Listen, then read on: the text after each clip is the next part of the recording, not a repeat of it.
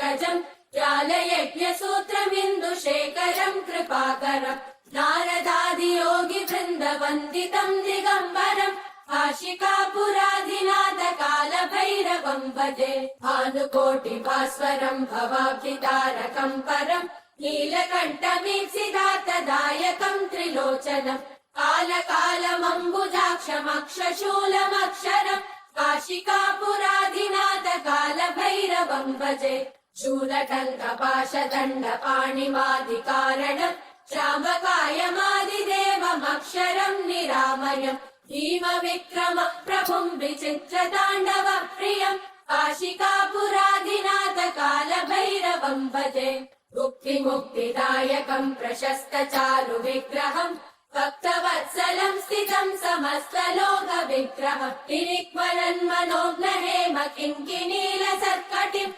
काशिकापुराधिनाथकालभैरवम् भजे धर्मसेतुपालकम् त्वधर्ममार्गनाशकम् कर्मपाशमोचकम् सुशर्मदायकम् विभुम् स्वर्णवर्णशेषपाशशोभिताङ्गमण्डलम् काशिकापुराधिनाथकालभैरवम् भजे रत्नपादुका प्रभाविरामपादयुग्मकम् नित्यमद्वितीयमिष्टदैवतम् निरञ्जनम् मृत्युदर्पनाशनम् करालदम् श्रमोक्षणम् काशिकापुराधिनाथकालभैरवम् भजे